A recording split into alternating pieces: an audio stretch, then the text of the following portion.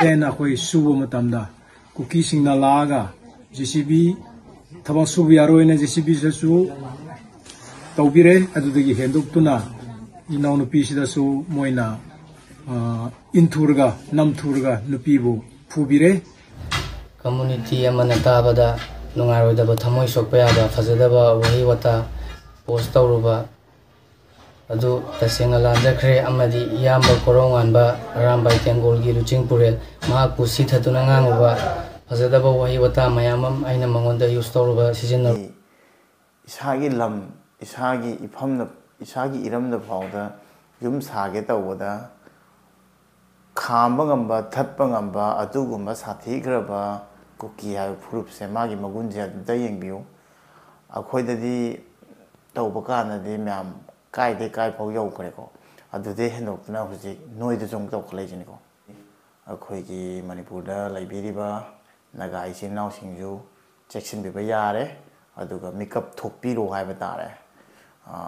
arambai gi luching puren korongan bana adu ilami adu gi adu ada loira mana ani na hokna ngam bado adu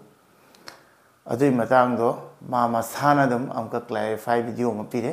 masi video se tang yengmina rasi adu matung na video se loishin jarage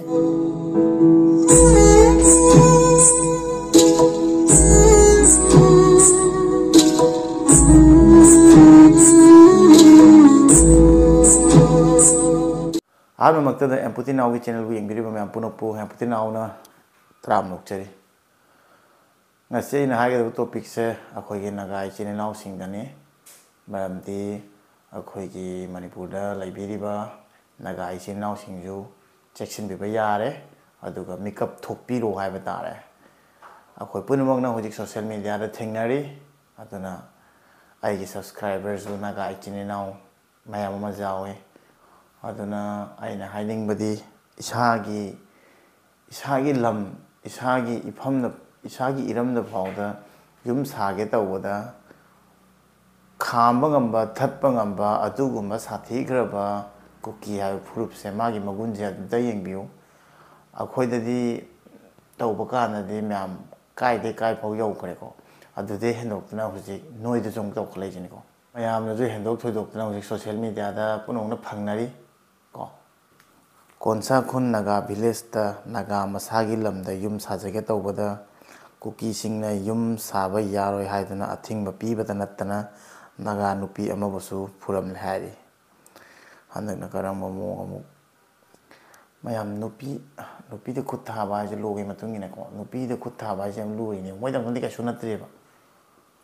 kuki gi dam kana nupi de khutha ba je ka sunate moidam kana kemte lo laite aduga nupi de khutha ba je ko masimu achauba crime hai do leitre ko even nupi pha ba do pha police na female police na phar ga pu doi ni ba aduna nupi ha matang se adu cd on ne hen ba do henjin man ro ba mem aji phu ba khot pa moina video do khitang nam ba da moina dhap taw ga video camera seng ne namhan dre ba ko moi sathi bai chang che adu na ga ji naw myam dai na ni je isagi lam isagi jum sagi hai ba do pha do moina athing ba taru gunda tawije sibu noibu noisu makeup thokpiro aduga moise moisu noigi magun do khagan biro haiba tare video do nami yare thingba aduga miyo yani khakna video da kai hai da myam su tamina sibako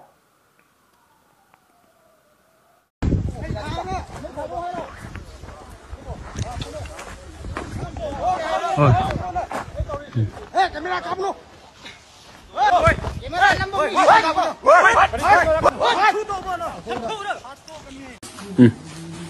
ngasi date 7 January 2025 numit asida konsakun kelongiram naga village asigi kungi sida hoina yum sanaba hena inanupi amasu inanupa anisna yum hom semse hena khoi subo matamda kuki singna laga JCB tabak subu yaroi na JCB sasu taubire adudagi hendok tuna inaw nupi sida su moina inthurga namthurga nupibu phubire adudagi hendoktuna miyam laaga akhoida fatta ba moron sinaraga akhoida china langna bire aduna sigi matangsi akhoi thamo yam nuaitre aduna naga gi CSO leader singna si miyeng tabio haina haijabani huji soiba namthuriba inonupidu mapamsida lepi mangondasu wari khatasnu ahakni moina phubibadu aisu naga gi nupini aisu aigi khunni ana lakpani aduga yum sage bakanda mokoi na kuki singna yade na aibu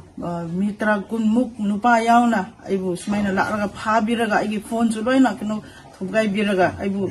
makhada sumaina phubiraga aibu phajana sumaina tobire aduna yaredi akoi naga CSO singna sumari changbiduna sigisi kana biu habisi haini sini myam si yauna moidi yam taungame aduga usittabai changi haina kanadre ko aduga ngarang han keno gido akoi gi kangpokpida SP gi koka thuga haibaga do moina tawdi loya ko police station na nung tha bane kai degi ai su video da matem hapa mene aduga 18 years ki adal da chatho khare ai di mogi terrorist ki mong no mai pai ko pa du da aduga ai wanda adamaina YouTube tagi committee guideline la ko duina 18 plus service ko di aina kathat ki bani ko ado koka kai ko to amma footage aina hapa ma yengami ba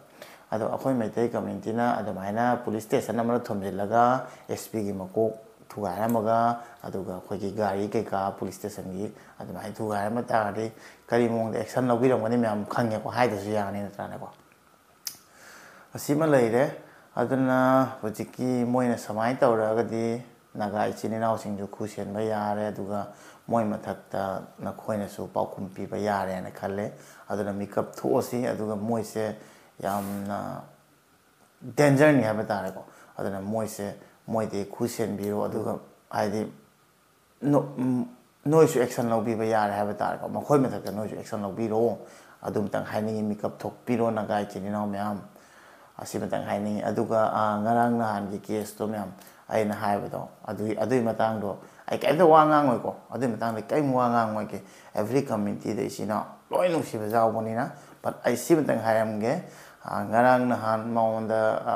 kai no khoi ki arambai gi luching puren korongan bana adu ilami adai di adu ada loi rong mana ani na hok na ngam bado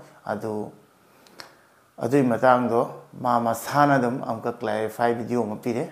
masi video se tang yengmina rasi adu matung ai video se loisin jarage ai karim da wa ngang oi angang du wai dum ya masamang tamina si aduga ai kanam tabu atopo community ada adu ai loile mo community to respect tawi maram di ai loile punuksi masi matang hajani video di yengmina rasi aroi bagi ngai pa asida leiriba yellow khudimaki mafamda karigumamta sengdok chari madudi now when I have Facebook account dagi community amana tabada nungaroidaba thamoi sokpayaba fazadaba wahi wata post tawruba adu tasenga lanjakre amadi yamba koronganba arambai tengol gi luching purel mahaku sithatuna nganguba fazadaba wahi wata mayamam aina mangonda use tawruba sijinaruba kudima adu aina lale aina singdokchari amadi MMWO Hari organization asina so haku wakalta halaba matungda ai masigumba phataba post migi thamoi sokpayaba post asi amohana tawjarroi haina lali haina sengdokchari sini myam clarify taw khare loi khare hoji andu batang da topic to loi silasi aduga ai si matang da ai yamna aina just na tawina aina justice pi doina tawina parja lai mayam na meeting pham ga chaw na kai sin lang ga taw hiba action lo ba ga matung da anga sine seng la le harak pani aduga loine makse akhoi gi maitai community ga